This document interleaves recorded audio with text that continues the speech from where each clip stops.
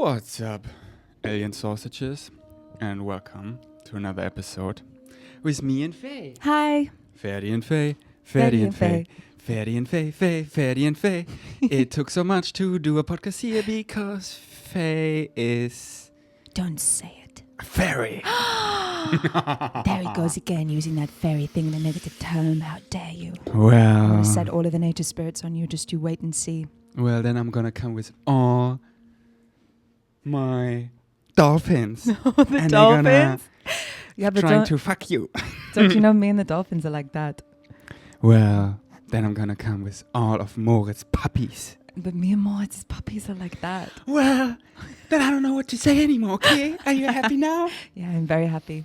Okay, so this podcast is obviously over because I am finished. She takes everything out of me. Mm-hmm. Yeah.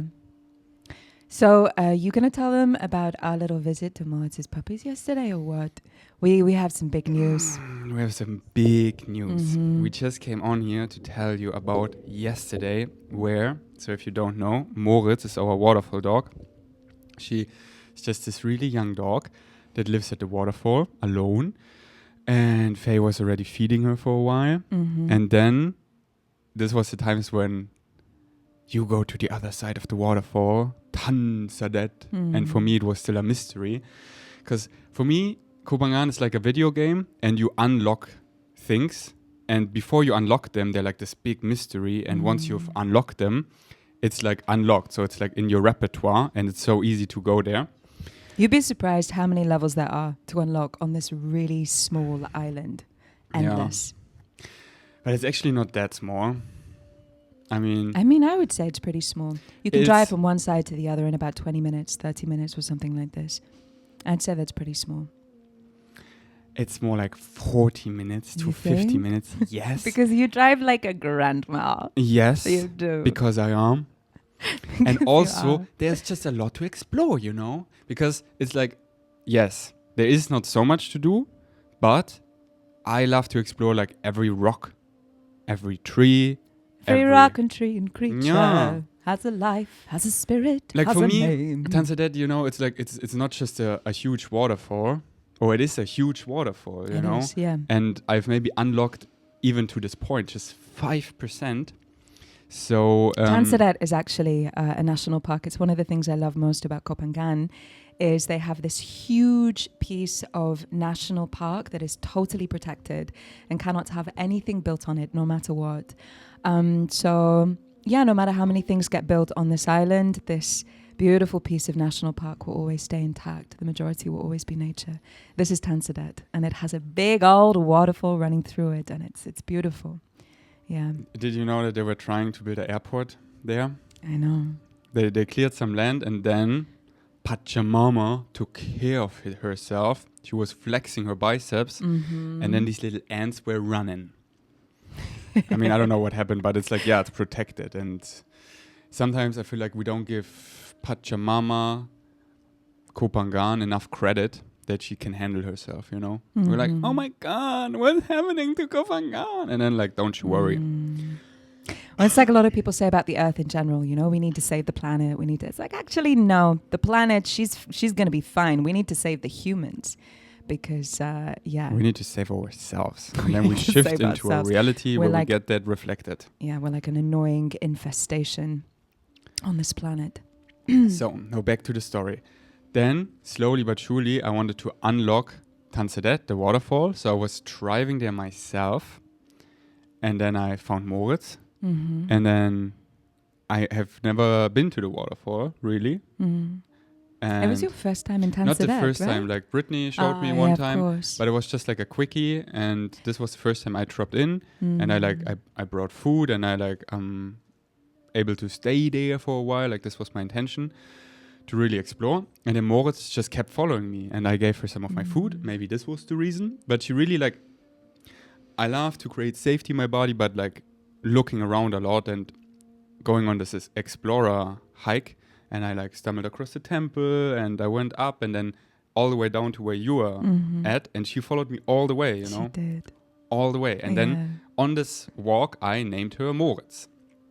Because I have this funny thing. I like to name dogs the opposite gender. You know, she's a girl, so she gets a boy name. Yeah. And our other waterfall dog, Anastasia, she's a boy, and she gets a girl name. She's a very pretty boy, deserving of a very pretty name.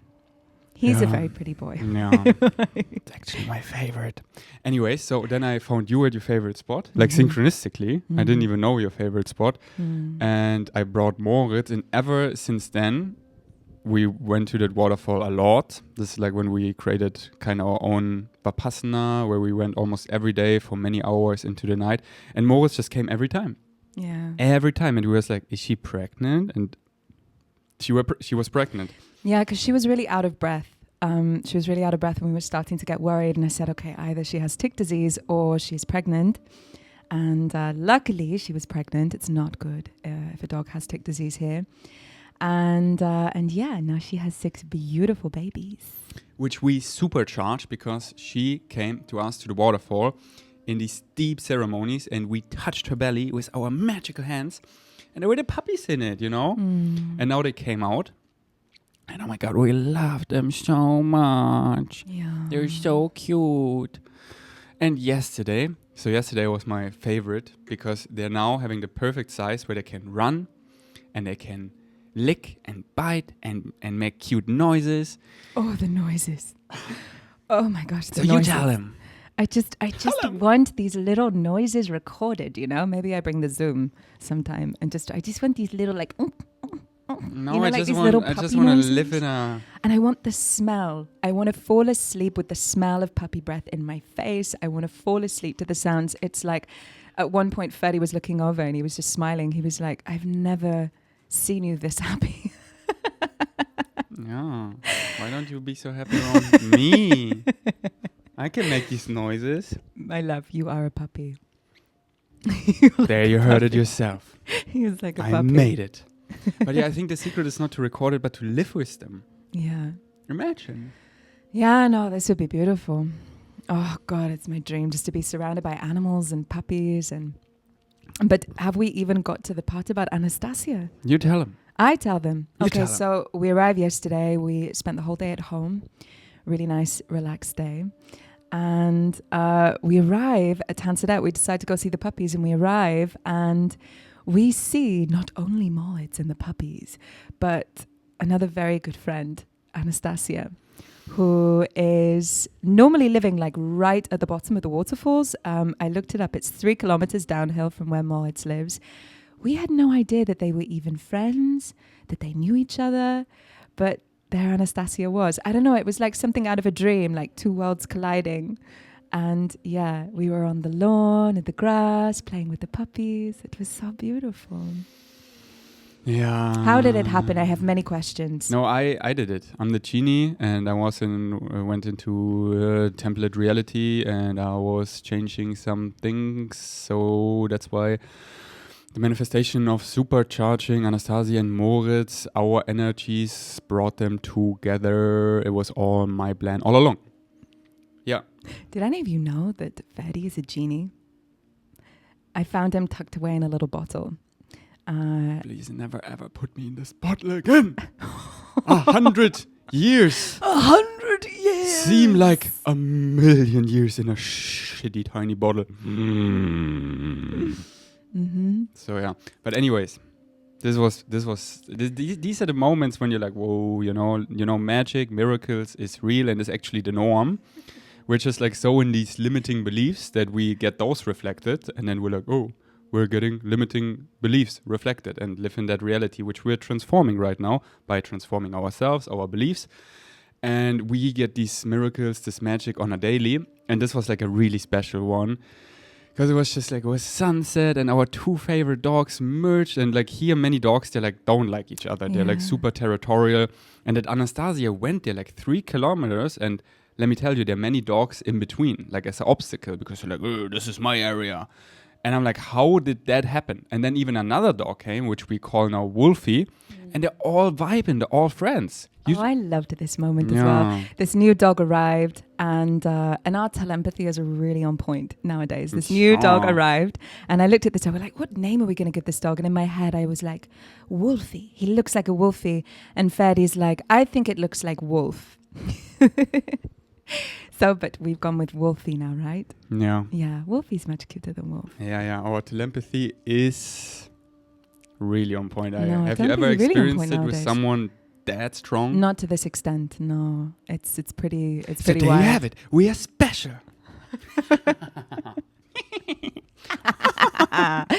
So yeah, and then we had so much fun just playing with the puppies, and I was just like feeling the texture of our future selves, seeing a taste or getting a taste of our future lives where we like all live in harmony with nature and animals, like all other beings. And it's just like all dogs get along, and just the heart is so full, and you're just so happy. And just imagining our next home where we like live actually with a lot of animals and our garden, and everything is at home. Our house at the lake, at the waterfall or the ocean or whatever. And community, you know, where we actually, everything is there. Like there's no, like we all live together in harmony, you know. And there's the gym and like everything. And of course, with portals, like alien technology has arrived the day after the landing, changes everything. So we can just get our snowboards and go through the portal and go to Königsleiten, my favorite village in Austria, and shred the powder. Bop, bop, bop, bop. Like all this stuff, you know, but always come home and it's all there. And weeks go by and you haven't left your home because they're your friends, your family, all your furry friends. And there's so much grounding work that you love to do, like taking care of the garden, talking to the trees and the plants and the flowers, all the puppies, and then also the annoying kittens that always want your attention. And when I play World of Warcraft, they go on my keyboard. Like, hello, I was almost winning and now this kitten just come on my keyboard and I'm like so annoyed, but actually I'm not. It's just the cutest thing ever. You love it. Yeah, it's like our king that is like, now I'm annoyed at you. She's like, oh yeah, be annoyed at me. So yeah. And what about the horses? Don't forget about the horses. Yeah, and this was another instant manifestation. I was saying like to you, this the was evening, yeah. where are my horses? And then the next day I was driving to our home and like before the mountain there were all these horses. Yeah, I know. Yeah. Did you find And I get so many DMs like, where are the horses? And where are my horses? Because this is like the remembrance of like we're coming home. We're waking up out of a really dense darkness shit. And we're coming back home. And all our families that we know forever in spirit were synchronistically finding us. And not just as human friends, but like right now I have way more furry friends on this island than human friends. And it's like, yeah, Anastasia, you know, like I love her so much. Yeah, and like do. she loves me so much. Like she's my Yes, doggy, he you does. know? Yes, he does. And now it's really time to reconnect with my horses. Yes. So. Yeah, we're waking up out of a really dense dream that didn't belong to us, and we're waking up into a new one, our own dream, and anchoring this experience. Understanding I mean, it's it all all so much belongs more. to us, but it's like it's not our cup of tea, and we Not our reincarnated preference. here to flip this shit, and transform that. So we came here as light beings to really bring so much light into this darkness that we vibrate so high that we're shifting into a reality that actually matches our spiritual intensity, which is peace, harmony, prosperity for all beings. And then the overwhelming amount of gratitude that comes with that by living in ghetto for so long. Like, who are we kidding? Like, I'm still every day to Faye. She needs to host me because I'm frustrated that the earth is still where it's at. We're living in ghetto. You like a good moan, don't you? Yeah, no, I am. Whoa. Like, I just like, yeah. And then, of course, I eventually come back to accepting. I accept Always. that we're living in ghetto. But it's like, no, I need to rebel every day to like, because this is why I'm here. To like, this is why you're here as well. We're like here. These are the ending days. Like the world as we know it is about to end. And we're constantly shifting. And it's like, we're in a huge shift. We're one of the awakening timelines.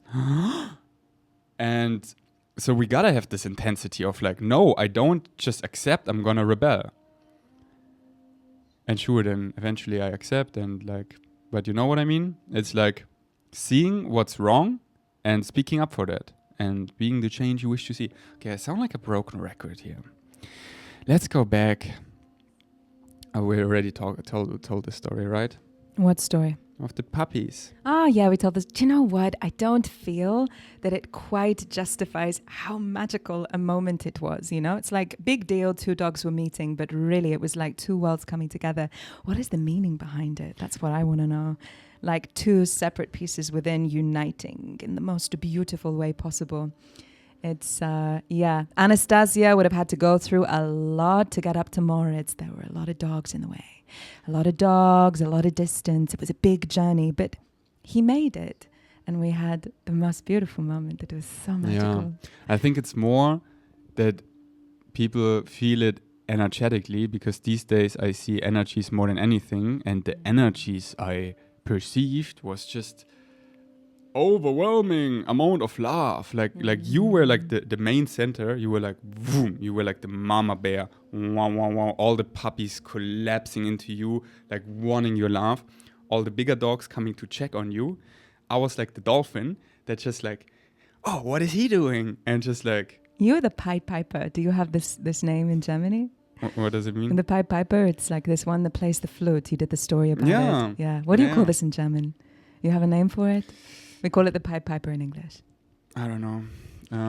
But yeah, I was like, so they're like, what is he doing? Oh, let's follow him. And I was like, if a puppy wanted to like run away or something, I was collecting them.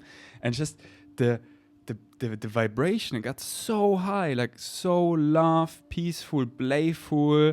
And just the laugh, because the dogs fully can bounce it back, you know?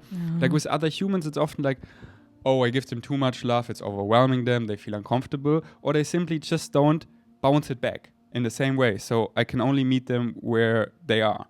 And then it's like, I always go the deepest in I can, but if it's not reflected so deeply, we're there. But with the puppies and the dogs, they like fully reflect and wow, wow, wow, wow. And just nature there to like hold us, you know? So it's like grounded, and also you being like really grounded and just like staying there, so I can like also like be this dolphin. And then it was just like getting so high and so trippy, like these moments that you want to last forever because you just feel so good. You're like, oh my god, this is like the best moment ever. That's what I say ever. So this is how it felt. And then I got really hungry, and then I was like, let's go, I need food. Because yesterday we stayed at home all day, and we got so high in spirit, like it was such a nice day that we kind of forgot to eat. We did. And then it was like 7 or 8 p.m. And then I went to the Tongsala food court and got a lot of food. And then we were eating so fast, because it's like once you're so awake, you're so present. And when you're not eating, like you don't think about food. But then once I started eating, I realized how hungry I was. And then I like ate a little too fast. So that's why it's so important. And I tell alien savages constantly, like when you're getting on a really high vibe, don't forget to do the basics and just do them, like eating. Don't forget to eat, because it's so easy not to eat. But then you're getting too high vibe where you like don't really respect the timeline where it's at and take up space and be grounded. Because what happens if you don't eat, or less and less, you like need less sleep, and you don't like have so much energy to work out, and you're not as strong, and then you're just like 3D gets like this like challenging to, because you're too high vibe. So it's so nice to like eat grounding foods every day, move your body, step in the gym or whatever, move some weights, and like keep it all imbalanced. So yeah, with this fairy, I gotta make sure we eat solid foods every day. Yeah, it's something that I really notice, especially in the creative process. I can get really so deeply engrossed in the present moment and creativity and spirit flowing through so much that I forget to do everything. My God, I've gone like 24 hours without eating, without sleeping, just like glued to the painting or whatever it is that I'm working on. And then suddenly you kind of like really come back into the body and it doesn't feel good. You need to remember to take care of the human things and the balance. Yeah, balance is really the key, no matter how carried away we get by our excitement. Let's take a deep breath. Fully exhale. and inhale.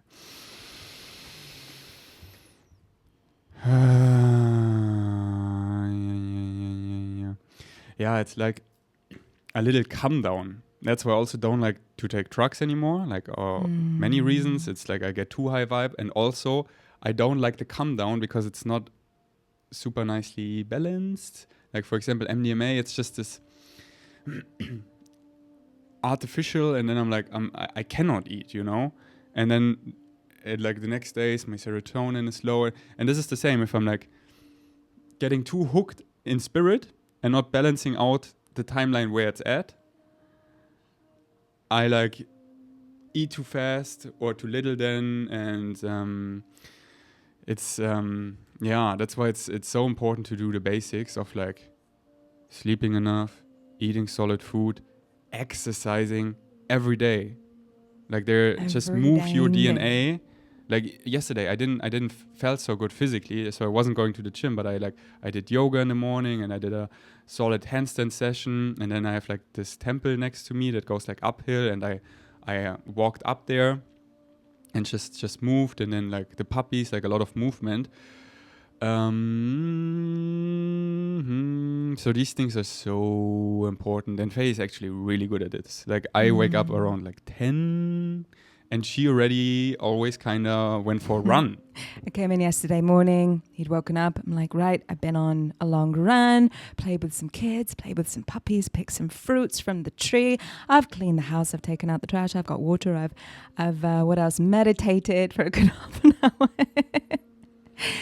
So you're just doing this to make me feel worse? Of course. What other reason would I be doing it? Why would you do that to me? Well, this darling is just getting out of bed. So sweet in the mornings. Well, and then she makes me cacao, and I play World of Warcraft. Yes. But then I stop once it's not my excitement anymore, because I can feel now we need to balance things. So yeah, it's all about balance, and there you can balance, and there you can really trust your highest excitement. And excitement is not too confused with just like soulless pleasure seeking to fill a void, to avoid something. No, like following your highest excitement is like this magnetic pull that literally is your higher self guiding you, like your joy, this magnetic pull.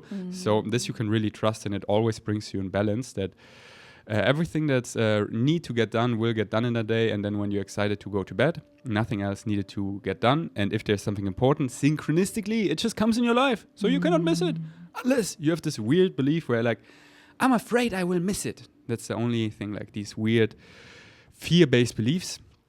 But we're here to slaughter them and transform them.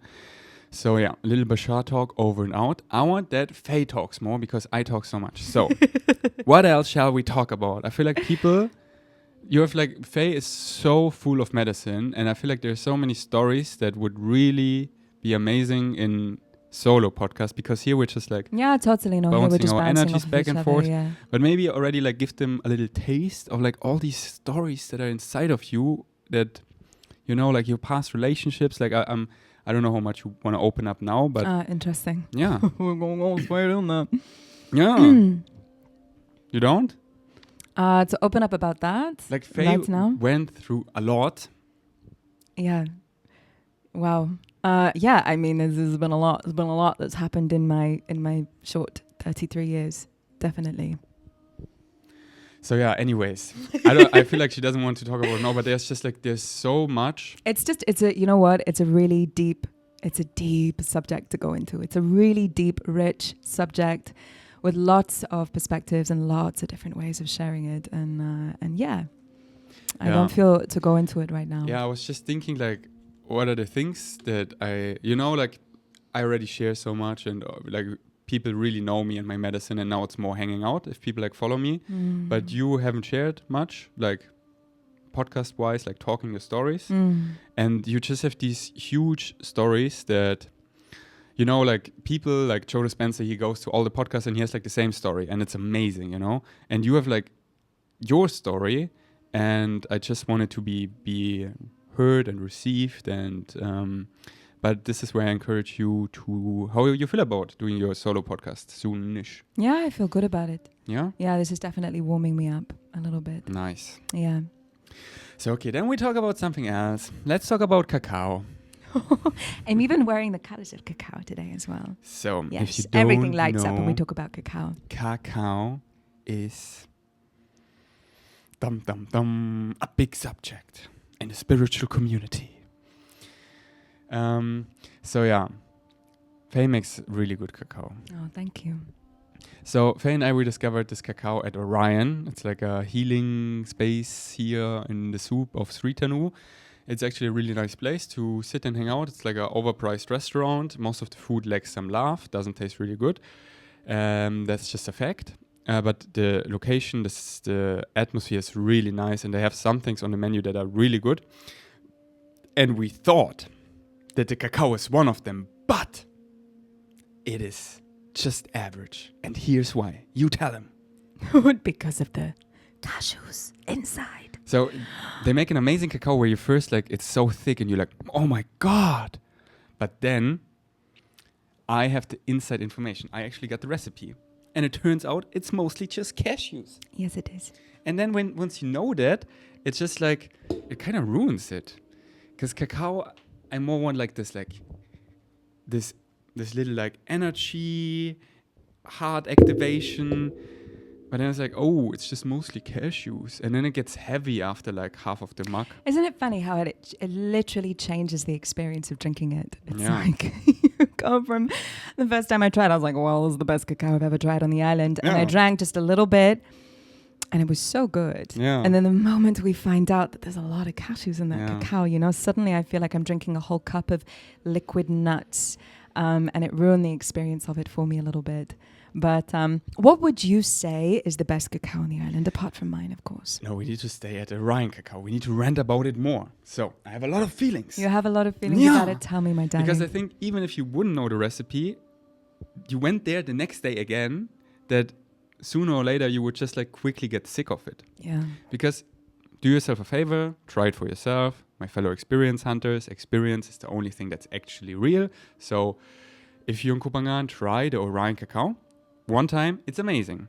And then you get so quickly sick of it. Whereas a good cacao for me, I am able to drink every single day. That's a fact. Otherwise, like, I want to drink cacao every day. So the Orion one just doesn't make it with the cashews. The daily cacao, on the other hand, I could drink every day. And I had like periods, you know, the collective with Brittany, we lived right next to Daily Devi, and I drank it every day for like months and months, or like most days. And it's like I didn't get sick of it. And I also have like a variety of it. I mean, it's like a cacao place. It's like the little Starbucks of the islands. But then I stumbled across your cacao. And it's the best one. Thank you. So come to our fairy home here. We Come sell cacao. to Faye's Kitchen. Yeah, I'm wondering. I bet everyone really knows about cacao, right? Already. Yeah. About cacao Tell and the him. effects of cacao. Look, for me, cacao is one of the most beautiful, we could even call it a plant medicine that there is, or a plant spirit. For me, cacao is such a friend and so, what's the word? Giving and forgiving, in the sense that for me, cacao is almost like the genie as well. The idea with cacao is it really receives your intention, whatever your intention is when you're drinking it. If you want more play, more creativity, more focus, more rest, more whatever, more energy, what I've found in working with cacao over the years is that it will really take whatever your wish is and grant it. It really works based on intention. And of course, it's all about the heart. Chocolate, if you didn't know, it's all about the heart. It's all about softening and opening the heart and revealing what is inside the heart. This is why it's so good for things like joy and play and creativity and all of this. So, yeah, for me, especially when you respect cacao and you work with it in the way and that you want to reach over? No, I was just checking if my Mac goes on fire, but sorry, keep talking. Goes on fire. Yeah, I'm like the candle behind it. I'm like, is it good?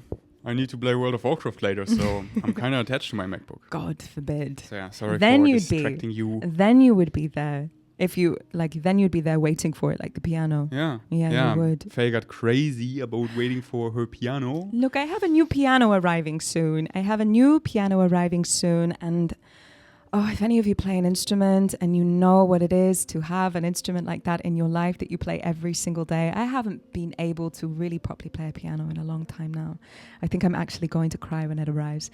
So yesterday I was waiting at home, and any noise I heard outside, I was like, you know, like dogs when they're waiting for their owners to come home. I'm like resting. What is it? Did you hear that? Do you think the piano's right? Do you think Well, let's see when it actually arrives. Because in German we say Vorfreude ist die schönste Freude, which means like the anticipation of something is the biggest joy. To like wait for Christmas is the biggest joy. My love. Let's see. You got no idea. We're on the plane every day. But why would you play the piano if you can play World of Warcraft? Because yeah, you see? There you have it. Look, the piano has 88 keys, right?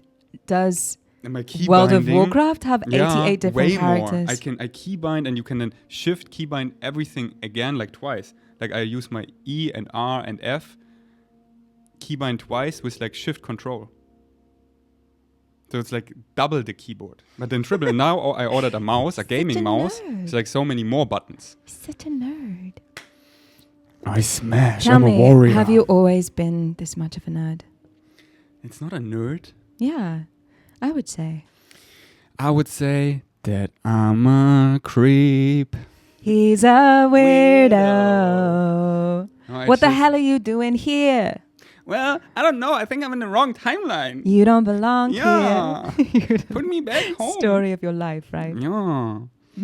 Anyways, back to cacao. Yeah, also my aliens agree. Like, for example, Ryo, a Sasani channel, he talked a lot about cacao and chocolate, that it's like the gold vibration, and gold is like the sun, and it's like, I think it was all about like bringing things into balance. That's why if we wouldn't be so stupid, we could also like liquefy gold and put it in our atmosphere to balance our weather instead of like chemicals like chemtrails. But because we make gold so like high in price, anyways like, but coming back to balance, and same for apparently chocolate and cacao.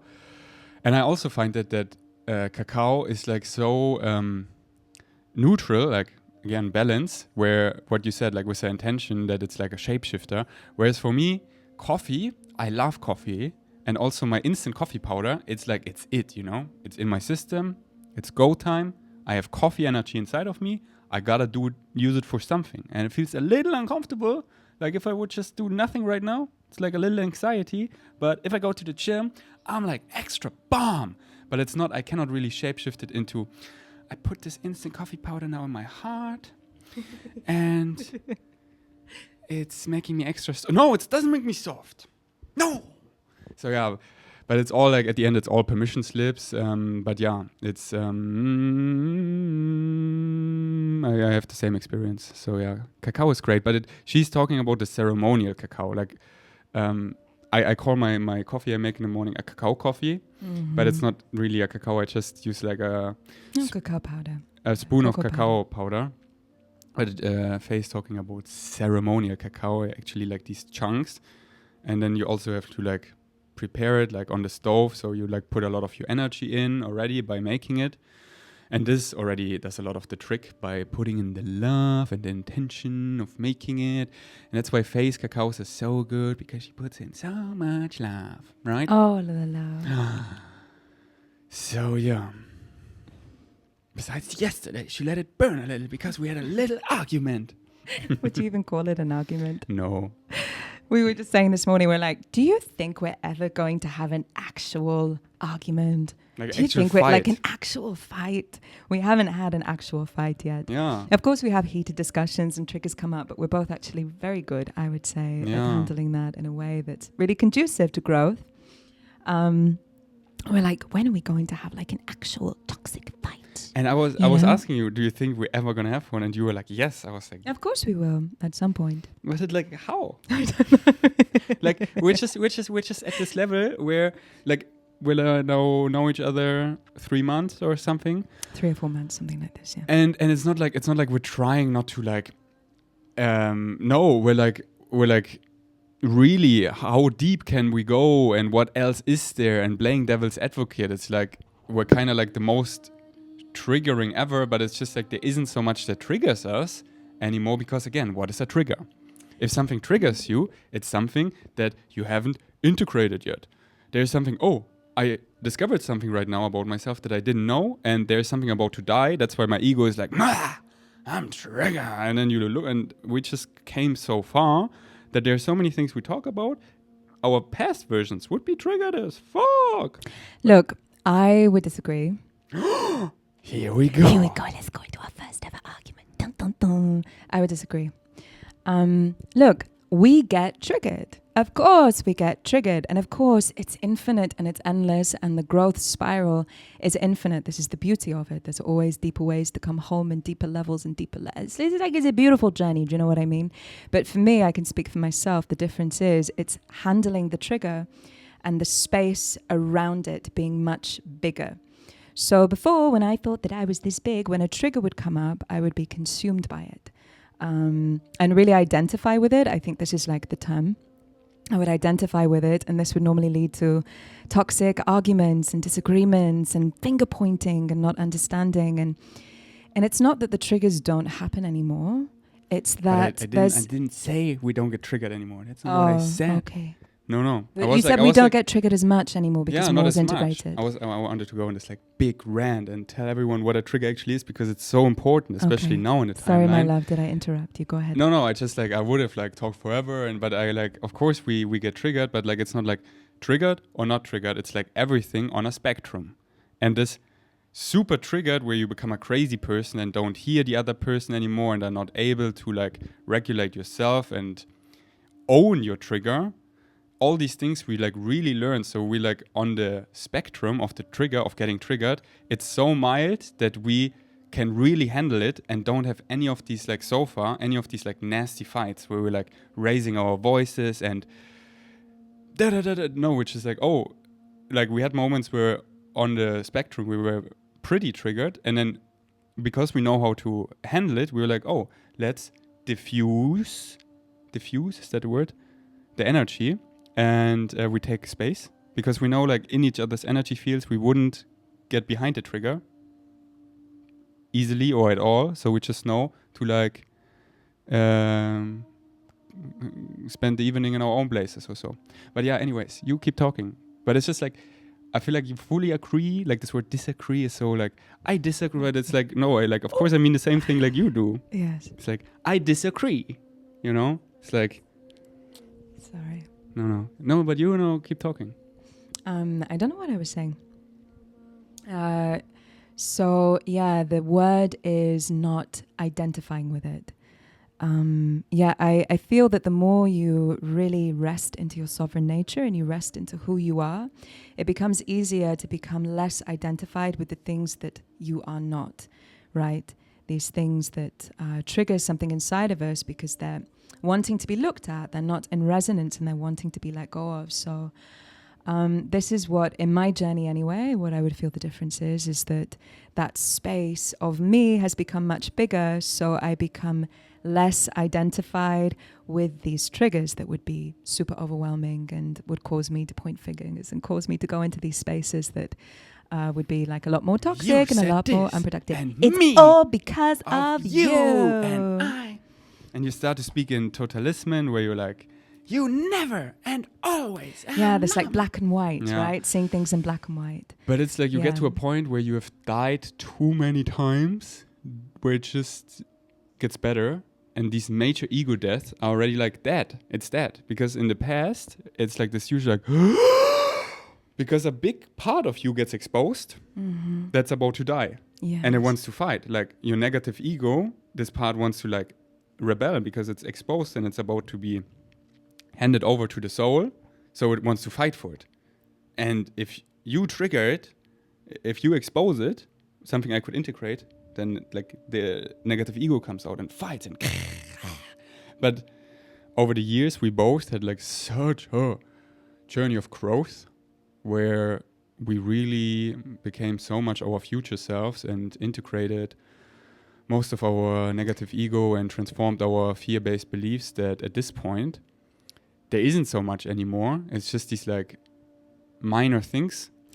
And also we're so excited to grow, you know, and knowing how to like, it's so important to know what a trigger is and feeling it like, oh, I think you're getting triggered. And then actually being honest to yourself in the moment of like, oh yeah, I am triggered. So I'm a crazy person right now. Let me like take a deep breath and 5 minutes and feel into that myself in my own energy field. Before I just like unconsciously like blah, blah, blah, blah, blah. Like all these things, like these are really powerful tools we never learned. How should anyone know? Yeah. We're coming from such an unconscious world. So anyways, we like get all these tools and and it took me like with Brittany, like she was like such a good teacher for me because I never got triggered like that before, you know? And then being in these states, I'm like, whoa, what is this, you know? So I feel like we both got really good at handling ourselves, not identifying with the trigger and our feelings and not projecting it on the other person. So yeah. Yeah, I think one of the biggest lessons for me over the years has been understanding that it's all me. Everything is me.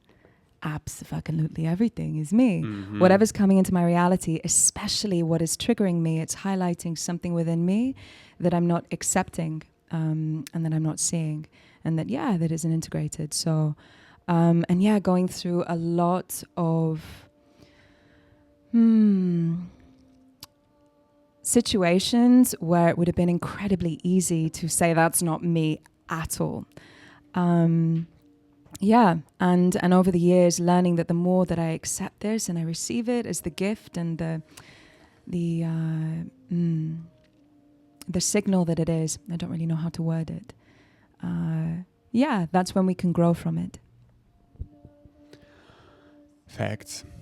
I mean, I would say it is all you in a healthy relationship, because there's like so much where you get triggered because the person is just like treating you like shit, like abusing you and yelling at you and calling you words and like really grooming you into such a manipulated world to come into my dream, come here, otherwise, and then you just get really abused.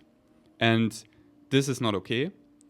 And then it's not like, oh, it's all about me. It's like, no, some people, I closed my space to them. Like, you call me like words and stuff. This is not okay for me. My place is closed. I don't let myself treat like that. Like, just, and my standard is not even that high. It's like, just be nice to me, you know? But I have like a couple people in my vortex right now. They're like calling me really bad names and want to park all their negative energy. Right now? Yeah. Like, only 2 people right now, for example. Okay. But yeah, I'm just like, and then also my friends like, oh yeah, I want to keep helping this person. And then they send me like screenshots of like how they insult them. I'm like, close your space to this person. The standard doesn't need to be super high. It's just like, treat me with respect. Treat me nicely. That's it.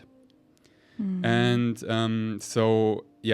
I think like speaking about healthy relationships, because then it's like, if the trigger is like, oh, there's something about me, it's like everything about my growth, something internally that I can look at. But if someone is just like not treating me right, like just like common sense, you know, like common sense. And you know, but many relationships like are like people get groomed into something, and me just coming out of something, I'm like, oh, like now I get all these flashbacks of moments, and I'm like, how was I in this situation? How did I let myself treat like that? You know, this was not okay. And I was just like getting groomed into that. And now looking back, like, oh, this had, like, there was something they maybe pointed out, but the way this was like so not okay for me. So it's so important to have outside reflections. Like often these unhealthy relationships, they slowly creep up and then you isolate yourself and have no outside reflections. So yeah, if you're unsure, get some outside reflections. And yeah, Faye didn't open up yet, but in her solo podcast, I hope she will, because she also had like some major relationships where they're like, I don't want to get into it now, but whoa, when I heard all these stories, I'm like, you have been in that? And look, this is what I was going to say with, if you are in an abusive relationship, of course, first and foremost, it's an issue of boundaries, and get yourself out of there as soon as you can and set those boundaries and don't allow people into your life that are going to treat you in this way. Again, speaking from experience without going into it too much now. And there is another layer of, yes, everything is me and is for me. And in, something that I noticed in particular is it was reflecting to me the way that I was abusing myself, actually. Yeah, you're so right. I was just like, it just came to me, because if you get abused, it's you let this be done to you. It's like you abusing yourself. Like, why else would you do this to you, And often we need to go through that to like have our roots deeply in hell anchored so we can like expand into heaven, and it's part of the growth journey. But it's like, yeah, again, it's all you. I let myself be manipulated, abused, whatever. Is like, I can always walk away. So yeah, it always comes back to you. Yeah, all a reflection of how we're treating ourselves, actually. And yeah, I had some really solid reflections of this, and especially seeing the way that my partners were speaking to me and noticing through this reflection how I was actually speaking to myself. One example is I've had some issues with my skin over the years, right? I have some acne scars on my cheeks and on my chin. And this particularly abusive partner that I was with, let's say 4 or 5 years ago here in Kopangan, the things that he would say to me about my skin were just horrific. My gosh, it was really, even just thinking about it now, it makes me it makes me tear up a little bit to allow somebody to speak to me in this way. But when I'm really honest with myself, it was actually how I was speaking to myself, looking in the mirror, and looking at these acne scars and really not loving myself, not loving my skin through it. And after this relationship, I really decided to take note of all of the different things that he was saying to me and to do some like inner, what's the word I'm looking for? Inner exploration and inner studies, just to see how much this was reflecting me and how I was speaking to myself. And I shifted the script. And so, for example, one of the things that I would say to myself is, these beautiful scars, the stories that they tell, these beautiful scars, And another thing is I used to look at my hands and say, wow, my hands, all of the beautiful things that these hands could create. And so after this abusive relationship, shifting the ways that I would speak to myself based on receiving the information of how this man would speak to me, the relationship that I entered into after that, something really fucking magical happened. I remember it was the first night that we met. And we sat down, and there were several things that he said to me that were a perfect mirror for the ways that I had been speaking to myself. He looked at me and he'd stroke my cheeks and say like, wow, these scars are so beautiful, the stories that these scars tell. And he'd look at my hands and he'd say, wow, these genius hands, these genius hands, the beautiful things that they could create. And it was a really beautiful moment to see how it is really, truly a reflection. And to see it so clearly, so crisply clearly in this reflection in that moment, that he was literally mirroring to me the exact words that I'd been speaking to myself over and over again, as I was, let's say, retailoring the way that I was speaking to myself internally. So I think, of course, in abusive relationships, it's really important to honor how difficult that is, and to honor how painful it is to be on the receiving end of something like this. And then once that has been honored, then to go into the deeper layer of seeing, what is this reflecting to me? How could I end up in a dynamic like that? What is it within me that allowed myself to be treated in this way? And what reflections did I receive that can give me some pointers, it can be a guiding light to show me how I can better improve the way that I speak to myself and the way that I treat myself. So everything really is a reflection, I would say. Yeah. Yeah, really well said.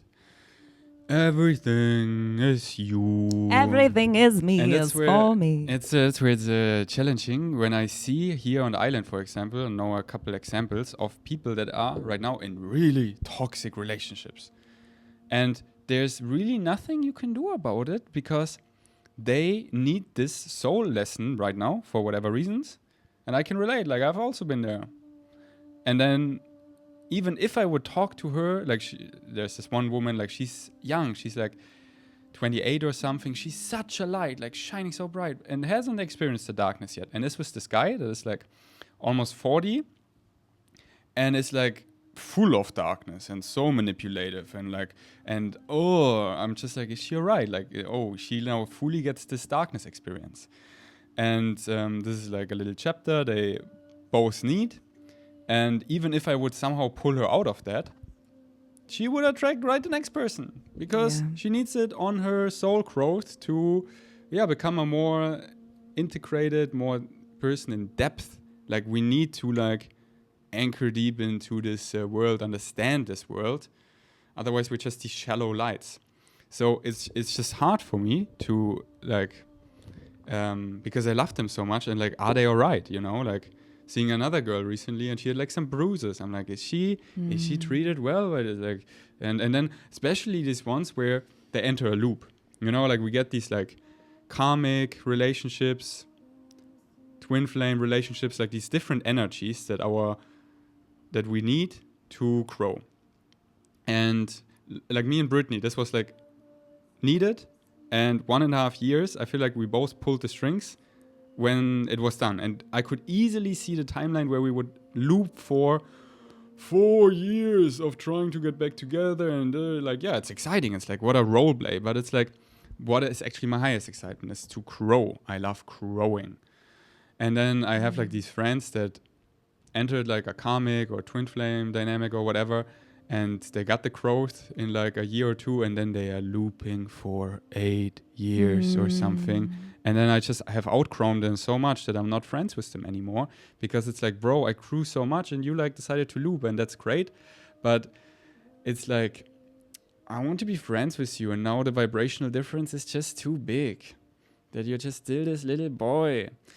So yeah, it's like, it's all you and there's nothing you can do for others really if they need to go through that lesson and this and that. That's why it's so important to like really focus on yourself, where you're at, and then seeing who's actually on that vibration too and is growing in the same rate. Like Faye and I, we're like really on the same vibration and we're growing in the same rate.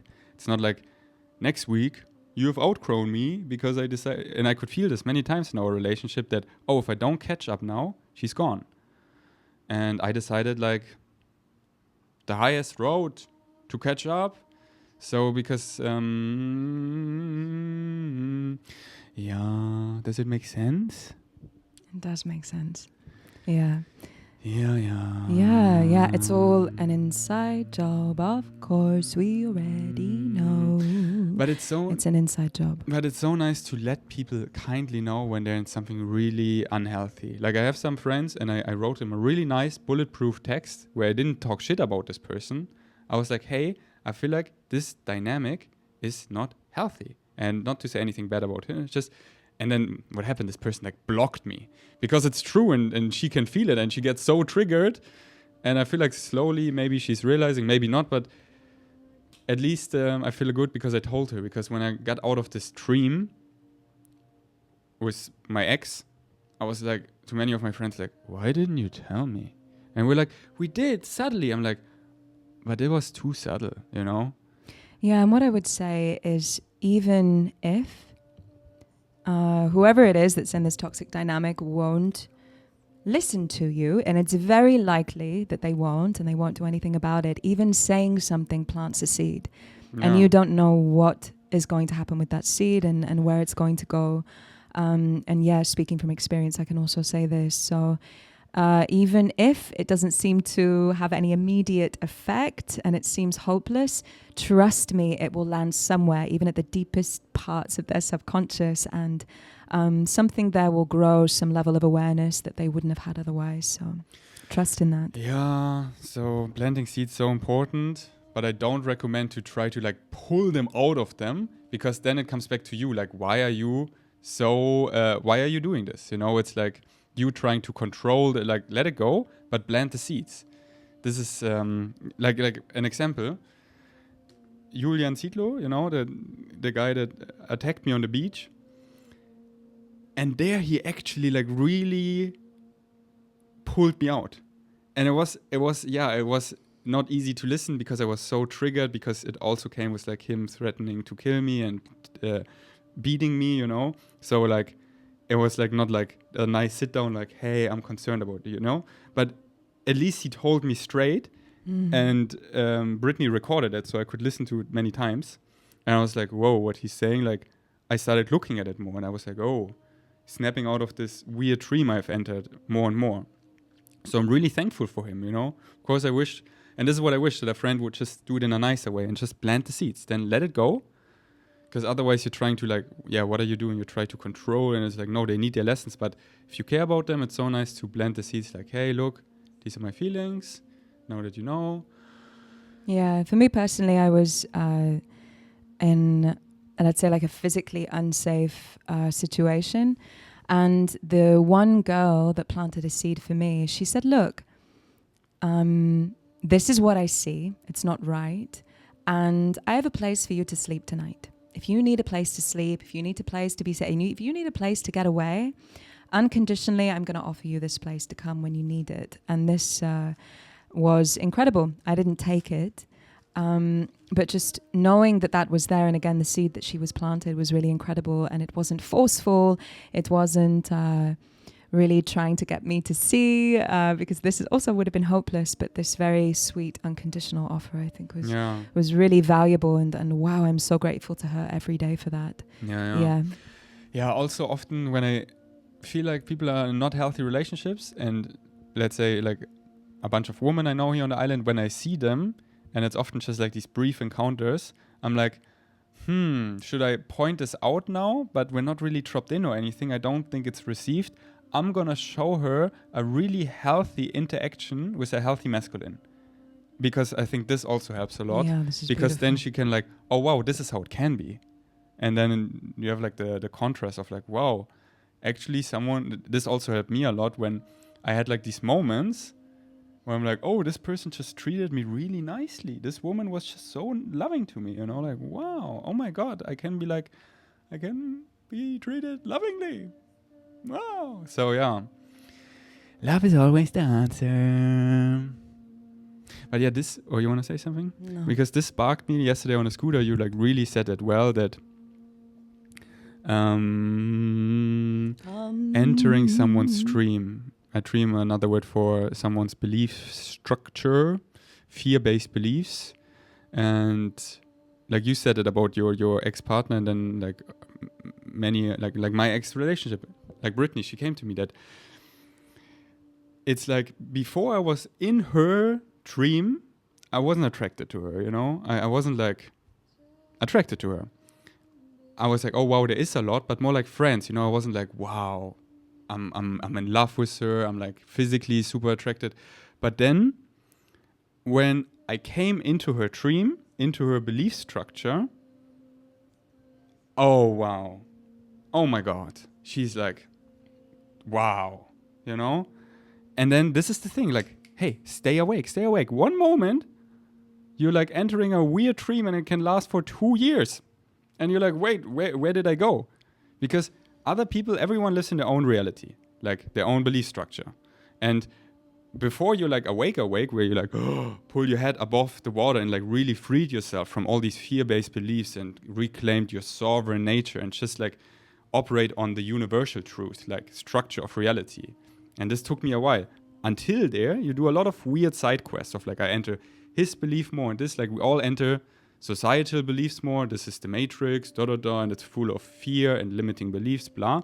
We slowly free ourselves, and on the way to freeing ourselves, like fully, we get often in relationships with people living, like powerful people, living in their strong belief structure where often they are like the queen or the king, but it comes with a lot of strings attached. And first you like have no attraction, like, yeah, and then they suck you in and you're living in their dreams. And this is how these unhealthy dynamics starts, because like, yeah, you look back because you snapped yourself out, you woke up, how could I be in this? Because I fall in her or his dream. Yeah, it's slow and it's like, okay. You want to elaborate on this? Yeah, I think it originally came up yesterday because I was just talking about, dreams and how, let's say on a much larger level, we've all been pulled into this collective dream that I guess we would call the Matrix, right? This collective dream that kind of pulls people into this belief that we're not good enough, that we have something missing, that we need to buy, we need things outside of ourselves to complete ourselves. And this really big collective dark dream that has been manifested by a lot of really powerful people that I don't think can make the Rubik's Cube as quickly as you do, but that is besides the point. Right. And I was talking about how important it is to stay in our sovereign nature. Otherwise, we get pulled into this collective dreams, or we get pulled into dreams that are not ours to be in. And so this is on a really big level, and why it's so important to like really anchor in your sovereignty and to know yourself, to know your energy and to know your own dream and to be really clear in that. And then because of this, we're talking about getting pulled into other people's dreams, right? Not just this big collective matrix dream, but also other people's dreams and other people's realities, and especially people that we really loved. Yeah, I was talking about a particular ex-partner of mine years ago. I went from not really resonating with him even at all, definitely not finding him attractive and feeling a little bit grossed out by him, I would say is the word. And then within a month, getting pulled into this reality where the two, like we were going to get married, we were going to have kids, we were going to, he really believed that the world was going to end. So were you also believing it then? I want to talk about this. Huh? Were you then also believing it? Of course I did. Yeah. No. I believed that the world was going to end in the next few months. We got a bunch of supplies. We got rice. We got enough food to last us for maybe 5 years or something like this in the storage. And we were growing our own food in the greenhouse. And I got sucked into this dream, this reality that actually wasn't mine. Before him, I was living in a really beautiful dream that was really reflecting my own flavor of life, basically, my own flavor of the experience of life. And that experience, when I came out of it, it was really like waking up from a bad dream. It was this, first of all, coming out of it feeling really drained, feeling really out of touch with my own spirit and my own source of joy and happiness and energy and all of this. And really just waking up from a bad dream. And it wasn't like this, it was very slowly. And this was my first experience to really show me the importance of being so anchored in your own sovereignty that you don't get pulled into other people's dreams, other people's versions of reality that are theirs to live and not necessarily mine. So staying anchored in your sovereignty is so incredibly important, especially because we're here to really anchor in the true dream of this planet that's more in alignment with the soul, the heart, let's say, and definitely more in alignment with this earth that we're living on. So incredibly important to do this. Very, very, very important on a micro level and on a macro level as well. Yeah, and the funny thing to get here, often we need to enter these weird dreams to be so anchored in our sovereignness. It's like what Bashar calls the rubber band analogy. Beautiful. The more you pull a rubber band into like darkness, like fear-based beliefs, the deeper you pull it, and when you let it go, the faster it snaps in the other way. So for us, often we need to have like a couple of these relationships under our belt to really know what we don't want to make this never happen again. And I feel like the newer souls arriving here, I feel like they don't really need that. They're just such lights and they get it from like hear it from people and get it, yeah. But our generation, I feel like we had to go through that. So yeah, it's so interesting. Just like to put the frame around it of like metaphysics, like structure of reality. So we're all in spirit right now, and a portion of us enters this galactic dream here. So we're dreaming. And in this dream, we set up this funny system, the matrix, whatever you want to call it, which is deeply rooted in fear. So we enter a dream, so we're dreaming right now, and then we enter this particular dream by like getting in this dream by our parents and society and our neighborhood of like the system, getting fully sucked in the matrix. And then on the way of like unprogramming ourselves, they're like all these what I like to call like side quests, like these relationships where people like have good codes, like Brittany, she had such good codes for me of like embodiment and stuff. But it came with so much of her stuff, of her dream, which is like a lot of things attached, of like underlying fear-based beliefs that I had to come into and I had to go out of my power. And then I entered this weird dream where I certainly learned a lot of things of like embodiment and stuff, and she had amazing codes. And also I was forgetting. I was going out of my power to enter her dream where I could be like controlled, and like it's so weird. And always when I try to pull out, like she freaked out. Whoa. Because it's like it only works if I'm there. And anyways, and it's really like this like you get your head above the water and you're like looking around, who else is here? It's like the movie The Matrix, when you get all these cables plugged out and you're like, like really once you like, and the programming, I say this so often, it goes so deep. Like podcast years ago, I thought I'm already like fully unprogrammed. Like, no, there's so many layers. Like now I really feel like I reached this point where I made it. And I'm sure I wouldn't be here anymore if there wouldn't be something left for me. Of course there is. Like now we're like really on the road or to like ascension, to enlightenment. But I feel like the fear-based beliefs for myself, I have really transformed, and I'm in my like freedom, actual sovereign nature. It's like the wilderness. People come to Kopangan and they get a taste of that, and you get addicted. You come back in the matrix because you have all the fear. It's too much here to live here, so you go back in the system and you build.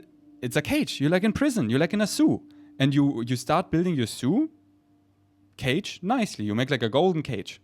Wow, look, at IKEA I have all these furnitures, and look, the zoo program offers this spa, and it's okay because I go there twice per week and my neck hurts and everything. But in my golden zoo, they have this program, and we grew up like that. So this is our comfort zone, being a prisoner. And then, but you felt this wildness, the wilderness, and your heart aches for it. So you come to like you travel more, and then but staying in sovereignness is a lot. I see many of my friends that like, Faye, this is great, but it's too much for me. I like a golden cage. I built my cage so nicely, and I get it. Honor your belief structure. Because the system is still everywhere. So it's so much easier to live in the system. It's so much easier to live in a golden cage. But it's like, it's the ending times.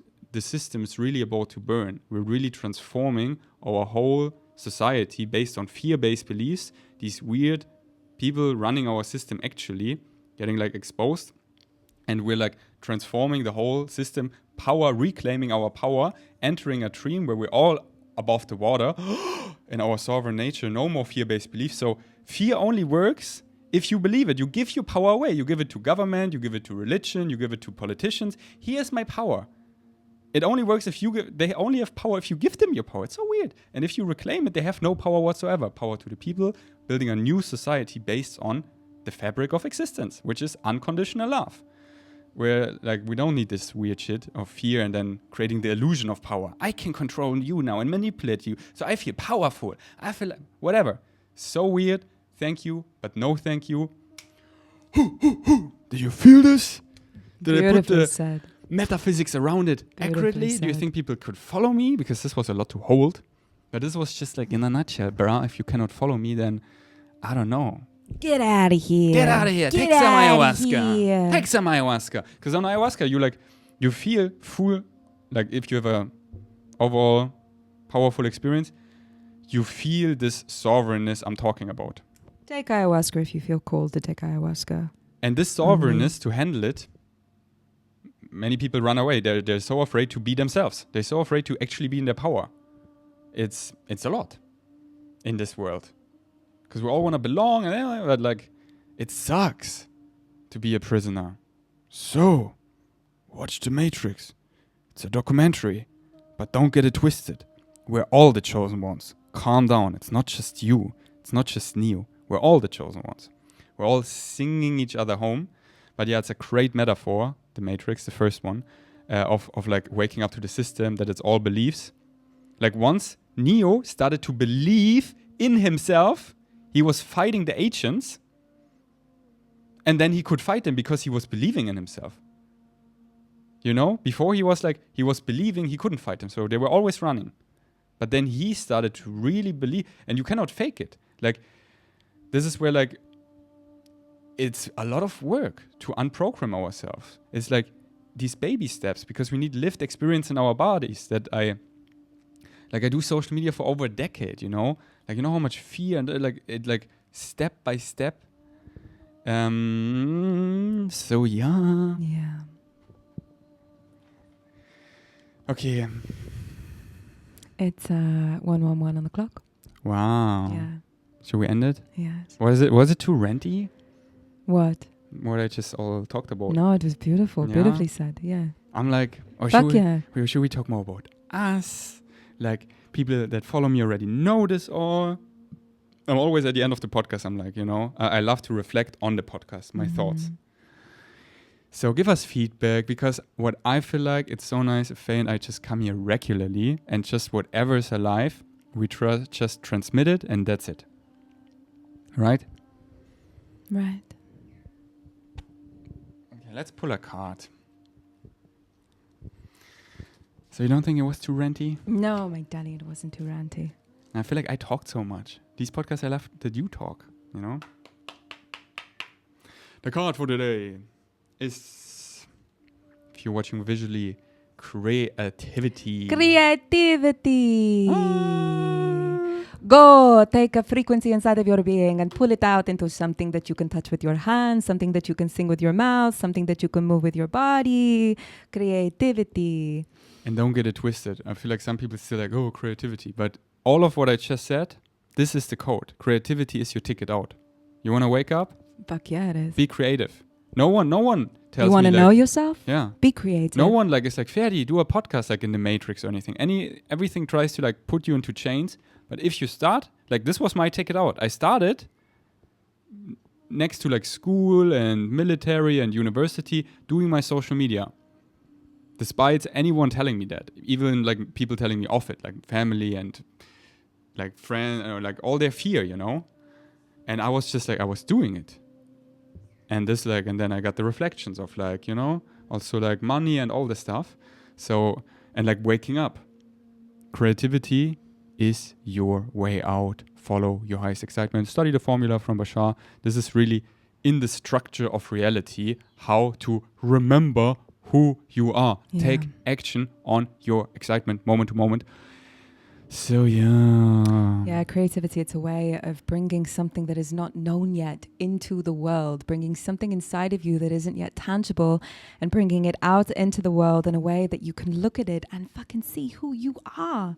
It's really the deepest way to know yourself, and yeah. Would love for you to read the book A New Metaphysics from Bashar. It's like channeled long before we were born, and there's a whole chapter. It's called Creativity. I read it already. Oh, you did? Yeah, remember? You got me to read Religion and Creativity. Yeah, but did you actually read it? Of course I did. Because I still cannot believe that you can read that fast. I can read that fast. But can you hold it? Yes. Because it was like, it's like you are the creativity, you know? It's not like it's all you, you know? It's you. We are the way. So this now is like, oh yeah, what do you actually mean? But once you get it and embody that, then it's like, oh, I am the way. And they're like way showers, like Jesus. He was not like follow me. He was like be like me, literally. Be the embodiment of Christ consciousness. This is the way of enlightenment. So, and we're all our unique identity of all that is. So we all have like a different color, a different puzzle piece. And by being that, expressing that in like the infinite expressions. Your purpose is just to be yourself. And you have so many expressions of you, of your purpose. And what like these are many things. Like for me right now, playing World of Warcraft, doing podcast, living in this harmonious fairy house with you, and being in the spirit vibration, and just like home, love, like actually embodying all these energies, you know, to the max, creating like now, the more you wake up, it's less about what can you add, like doing this, but more what can I take away, you know? And Totally. Then we just have like some puppies, and that's it. And we find it all like there in such abundance. Because we don't need so many permission slips anymore to get us there, because we so freed ourselves already that we just we are it.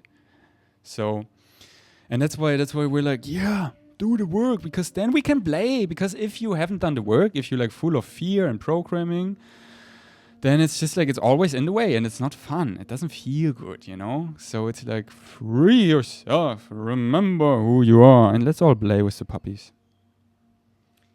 So yeah, let's Amen. So let's check out Faye. I link her Instagram down below, her YouTube down below, and her first solo podcast is coming soon, right?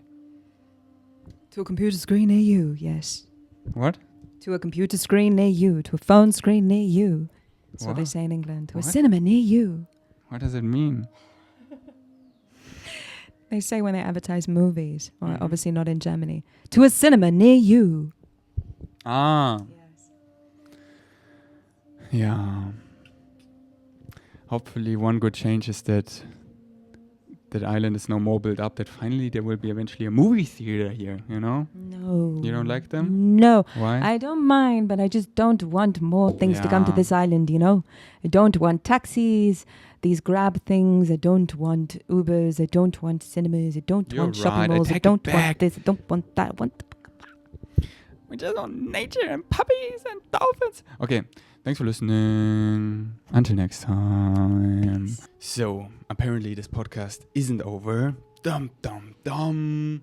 It is the next day. Is it the next day? It was yesterday morning? It was yesterday morning. Wow, a lot has happened since then. And Faye Halliday didn't like the podcast. So that's why I want to be like, you know me? We are only being real. Like, the rest is bullshit. Like, the rest is all already out there. Our soul craves something that is actually authentic, you know? And many people, they don't even know how to be authentic because they don't even know themselves. How can you be authentic if you don't know yourself? So then there are these rare creatures who remembered who they are and then actually share authentic. And this is who we are. This is like my vouch to you, if that is a word. My vow to you. My vow to you. To be authentic as fuck. May the odds be in your favor. So, Faye Halliday, why didn't you like it? Tell him. You tell him. I can't even remember what I was saying.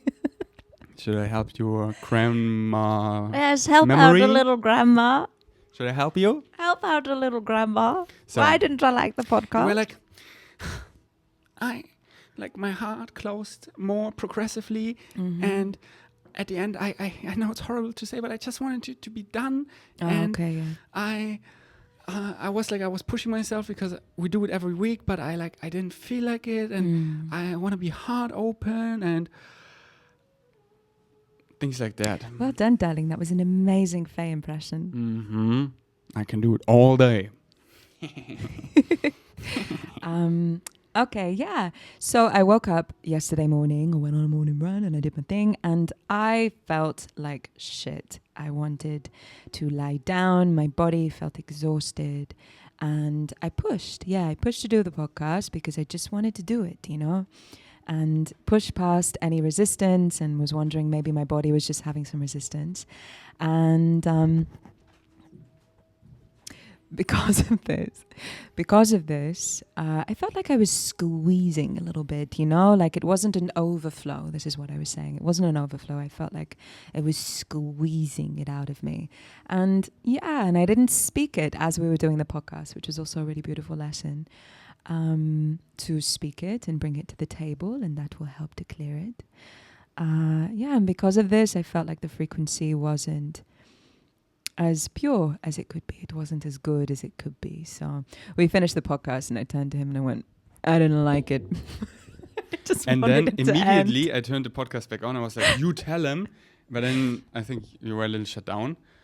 So yeah, like, mind you that Faye was like this is her second podcast of her life.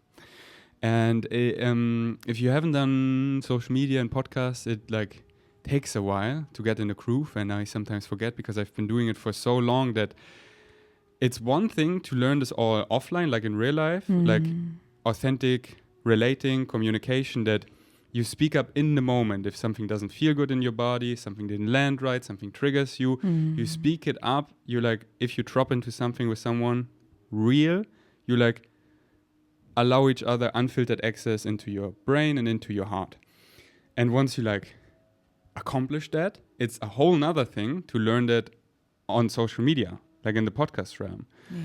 And this is what I'm all about, you know, like it doesn't matter what we speak about here. It's like, is it actually real? Like, can people feel our connection and how we like connect so deeply? And oh, she's saying this, he's saying this. Like when you said like, I disagree, I was like, I don't like the word this. Like I spoke it in the moment, and that's what I mean. To if something feels crunchy or it's just like a tiny bit triggering, to not like let it slide, and then right after the podcast, like I didn't like like saying it right away, you know, because it's really like, yeah, we don't teach people anything anymore, kinda.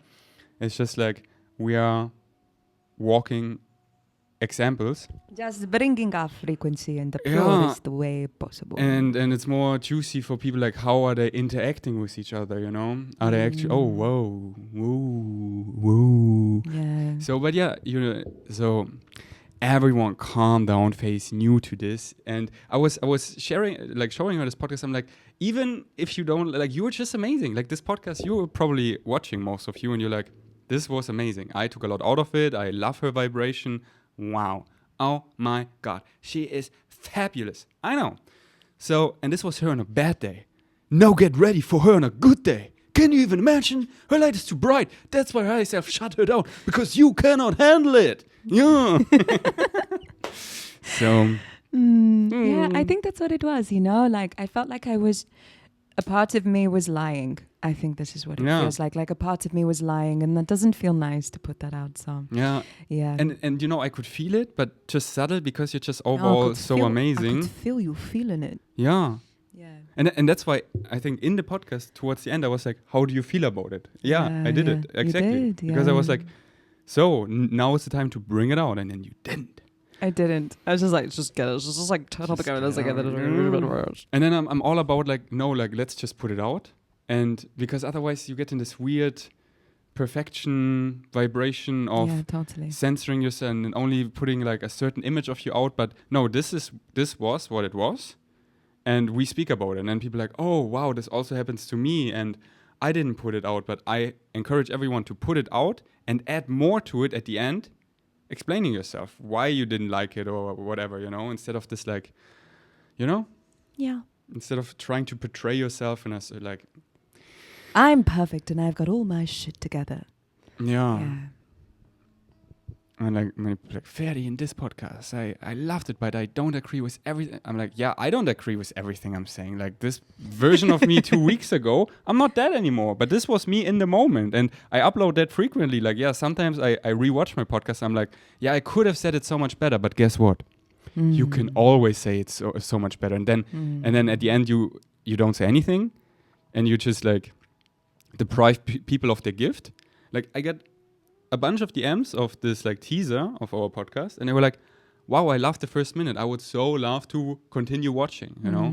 So let's not be selfish. Let's put it out there. Yeah, we had a beautiful crunchy moment afterwards as well, didn't we? Tell him. Which was really nice. Yeah, we were both triggered. And it was really beautiful how we worked through it. It was really nice. I was feeling really shut down. You were voicing and saying like, I feel like I've wasted an hour. I feel like I've wasted an hour. I could have really gone into spirit and done my own podcast. Why didn't you speak it in the moment? I feel like we've just wasted. And this triggered my inner child. Oh my gosh, my inner child was so sad. I was like, I've ruined it. And going into the victim a little bit. And I went outside and I had a little cry. You curled up on the sofa a little bit and we sat with it, didn't we? And we worked through it. And it was beautiful. I gave my inner child the voice. I realized it was talking of reflections. Wow, reflecting to me all of the times that I've given myself this voice. I'm like, I've just ruined this painting. I've just wasted 2 hours when I could have been painting something amazing. And I gave love to that voice. And from that space, I could see that, of course, Faye was frustrated because he's got his thing and I saw his point of view. And what was your process around it? So yeah, Faye was like sitting outside and like putting her hand on her heart. And, you know, I just curled up and I watched Ryan Sheckler and Ninja Houston, two of my favorite skateboarders, watching them skateboard. This is how I deal with it. I'm like, fine, I'm multidimensional. I'm going to have fun. My inner kid is happy. And then like, yeah, it just finds me, you know, I'm like, it's like, yeah, it's like, I'm like, because I thought we're not going to upload it. I'm like, and it's like, there were such codes in the podcast that I just don't want to speak again. Like, I don't want to tell the puppy stories, talking about cacao, talking about entering someone's stream. This is an amazing code where people could like realize, wait, I entered someone's stream. And we did it. And speaking about it again, it's like my least favorite thing. I was like, oh, I could have done a solo podcast. It would be amazing. I don't need anyone. I can rely on myself. And also like this frustration because I've did podcasts like with Brittany and other people in the past and tried to do, and it's like, it was so much effort and fighting, and I was just like kind of giving up and doing my own thing. But it's just like, it's so nice to have your feelings around it and host yourself through it. And then I came to you and I was like, I love you. And you did amazing. And I know it's your second podcast. And I don't know what else I said. You said all of the things that my inner child wanted to hear. And ironically, when she didn't need to hear them anymore because she'd heard them from me, but it was still really nice. Yeah. No, it's beautiful. This is something I really love about us. We're really good at processing our things and coming together in a beautiful way. Yeah. So full circle, higher self created this all. So we spoke about being triggered, and then experientially, now we can speak about how we handled it. Yeah. So just like, but we had a beautiful little healing around it. Yeah. Diffuse the energy, take space. It's like 5-10 minutes. Like for me, it's usually like 5 to 10 minutes. I'm like, giving all that voice. And it's so nice to not like project it onto your partner. But like, this is just like, so important to let it out. But it's like, it doesn't hold any weight because it's like, there's actually something underneath. And to get there, you need to let it out. But it's so nice to not just like let it out on each other because it doesn't hold any weight. So after these like 10 minutes, the actual underneath voice comes out of like, like there were many moments with Brittany where we tried to do a podcast and it ended in a huge fight, and it was actually a good episode, but there was something underlying we never got to really together until like after the relationship. I'm like, oh, this is what it was all about. I just was like actually like getting on a really high vibe, channeling something that made her ungrounded. Oh, but like, and I put myself in like, I did something wrong. And then I got so, and it's like, fine, I do my own thing, you know? So, and I'm like, oh no, with you, it's actually a really aligned, healthy vibration, and you're new to it and all the things, you know? And also like, oh yeah, actually the podcast was good, like getting out of your story and like, I'm going to show it to you tomorrow. And also being okay with imperfection. Yeah, because what came up for me yesterday was, and you know, one of the things that I love to do when I'm triggered and when my inner child is feeling, when I'm sitting outside with the trees and I'm putting my hand on my heart, as Faye says, one of my favorite things to do is to like really acknowledge it and say, wow, I'm sorry, fill in the blank. I'm sorry that you're feeling shut down.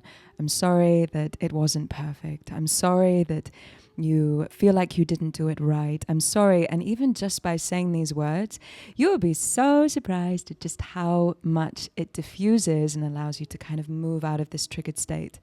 And the medicine around it was having reflected to me the voice that I give myself in this space of being afraid not to be perfect.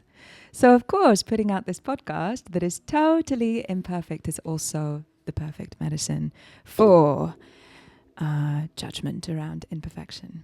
Yeah. So all beautiful, you know? Facts. Yeah. Facts. Yeah, and like what I said, after these 15 minutes of like first like projection, then hearing the actual like what it is underneath. And then the next 15 minutes is like coming to like how much I love you, you know? And I'm like, oh, I love her so much. She's amazing. And like really getting your side, you know, and everything. And then after half an hour, I can just like come to you and say like, I still love you. He came up to me. It was so sweet. Just looked into my eyes and said, I love you. I love you. And I'm so proud of you. And you did so well. And it's okay that it wasn't perfect. It was very sweet. And then I think what it also was, why you didn't want to upload it, because we talked about like you're actually big medicine to the people about like your past relationships and how real I actually speak about my past relationship. Like, yeah, I actually speak real, you know. I'm not speaking bad about someone. I just speak the realized vibration because this is real, you know. Like people cannot stand this. Like this is the shift and then like, but yeah, like give me something tangible, give me something relatable. Yeah, And it's I haven't spoken publicly about these past 2 relationships. There's also like a lot of people in my life that don't know about it. It's actually really only my close circle and my mum who know about it. And yeah, so it's a really big step talking about these things on a podcast. So, and I'm telling you, this is huge because many people that I love and that do social media forever, they don't do it. And I'm like, why wouldn't they? Like for me, it comes back to like insecurity, not fully loving themselves, like doubt, fear-based beliefs. Like, you know, Heather Hoffman, Activation Vibration. I love her. And yet she's only speaking like this, like these codes, you know, of like the shift and this is how you like teaching people. I'm like, stop teaching, like tell me your vulnerability. You know, she makes a video like, I had a huge dark night of the soul and this is how you get out of it. I'm like, why don't you tell me what your dark night of the soul was? Why don't you share while you're in it? Like how I sat here and make a podcast saying like I'm depressed, looking like shit and speaking all my things that are like the most doubtful right now and making them big. So like you make my shadows big, but this takes like the biggest backbone ever, really. And this is what I mean. This is the next wave of social media. I'm telling you, soon everyone will do that. And this is where I want you to like share that as well and just giving you some perspective that people that do social media forever are not doing that, you know? And I'm like, this is not relatable. Like even Blue that I love, you know? I'm like, why is she not sharing her relationship? Like, but we need examples. She did. I love Blue. If you don't know her, at Blue of Earth. And I love her too. No, I love her frequency and I love everything that she's doing and putting out online. She was incredibly authentic and really putting everything out for a long time. And now she's choosing privacy and I really respect that decision. It's a different experience. But it's like, I wonder, I would love to have the conversation with her, like, why? Like, don't you see where we're shifting? We're like soon connected through telepathy. And we're just like, we're coming to the same place, which is truth. And like, there's nothing to hide. There's just like, you cannot even hide anything. It's like, so why are we not like sharing our essence raw and knowing that it is safe now? You know, there's nothing anyone can take away from you if you like truly anchored in yourself and loving yourself. And we're lacking, this is what Vicky always tells me, Ferdi, we're lacking examples. And that's why it's so important that I'm like sharing like this. So I am an example. I can be so triggering to people, but like, yeah, once you own your trigger and see through it, it's like, oh, there's something for you where you can grow. And I'm like, let's grow. Like, let's grow out of the shithole. It's us, you know, we need to like raise our vibration, then we get an earth that reflects that. Yeah. So I heard this beautiful quote from this woman that I love. She wrote this book, Women Who Run With the Wolves. Amazing book if you are a woman wanting to embrace your wild nature. And her whole thing is she tells stories. And this quote that she says that stories happen to the people that are able to tell them, or something along these lines. It's like if something has happened to you and you have a story to tell, it is because you are the exact person and the exact medicine to tell that story. So, yeah. Exactly. And I know that these like major relationships and stuff happen to you because you're meant to share them.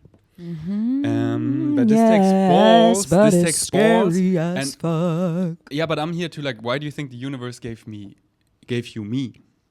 And look, another thing that I want to say. Because I am the ultimate. Darling, another thing that I want to say is, look, I would have been a big old mess if I was sharing the ins and outs of that experience as it was happening. So I do think maybe there is also something to be said of having the experience at cooking for a couple of years and then speaking about it as well. Who knows? Why do you think you would be a mess? Why would I be a mess? Yeah. Because I could barely I didn't know what was happening. I was in a dream. Yeah. I was in an alternate experience, and I didn't even know the full extent of what was happening, to be honest with you. So Exactly, but now it's ripe. But now it's very this ripe. This is what I can sense. The fruit is falling from the tree. I have many friends where I can feel, they want to share just to get like some instant gratification. They had like a huge trauma or something, a big story, but it's not ripe because they're still like in it. I'm like, brah, you gotta heal. And this is a huge story, but like it's not ripe yet. But once it's ripe, like yours, I think it's just ripening. It's like Willa, you know, Daryl Anker, he also channels Willa. And she like calls us cookies because we're like cookies baking in the oven, because like right now we're changing so much. That. Yeah, we're becoming our future selves, and who I am and we're who you are. Cookies baking in the oven. Yeah, which is what kind of cookie are you? Certainly a chocolate chip, triple chocolate cookie. Yeah. Yeah. So, because like, we're so changing. We're in the transformational age, and who we are right now. Like, look at yourself 1 year ago. Like look at myself 1 year ago. Like, scroll down. You know, it's like it's huge. I was that, but I'm not that anymore. I'm this now. I'm more than that. I'm still this, but I'm more than that. And like, I can like, don't be guided by your past selves anymore. Be guided by your future self. See the texture of who you're gonna become, and just be that. And thus you are. And step by step. So it's like we're in a huge amount of change, and that's why start sharing authentically, sharing your gifts, and this is the quickest way of remembering who you are, by following your joy and taking action on it. Action. 3, 2, 1. So from the mouth of Faye Beck, the author of the Faye Effect. Yeah. The Watch Faye Effect, everyone getting people around all me across the world to share themselves authentically and as really as possible, which we really need in this day and age. So once I also set you up and you have your solo podcast and you share, will you then like just dump me? Is that your Of plan? course. All along you just use me for the Faye Effect? I used you for the Faye and the piano. This is her actually. She has the audacity to...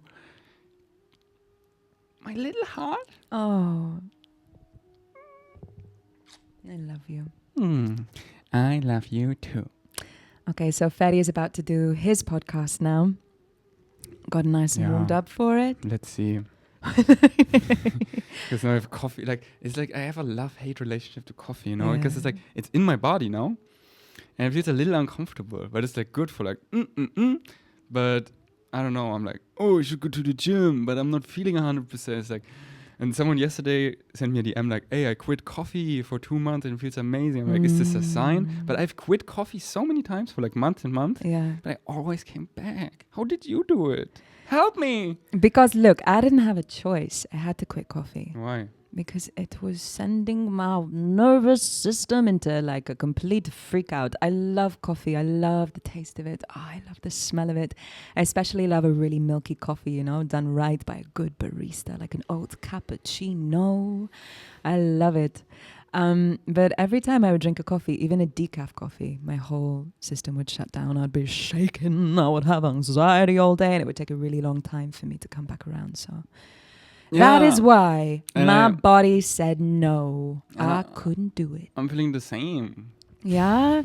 My darling, you have. Look, I've been making him cacao every single morning. You know, it's a good substitute for coffee. I can make you matcha. I can make you cacao. What do you want? Tell me what do you want. I can make it for you, you know? I want a double cacao. You want a double cacao? Yeah. Okay. Yeah. Coming right up. But we don't have cacao right now. I think I might... do another round of quitting coffee and see where this goes. Dun, dun, dun. Stay tuned. Okay, so this is it. Check out Faye. I'll link her down below. Thanks for listening. Do you want to say anything? No. So you feel good about this one now? Yes. For real? No. Second fight, round 2. We're like in a loop. Thanks for listening. Until next time. We love you. Peace out.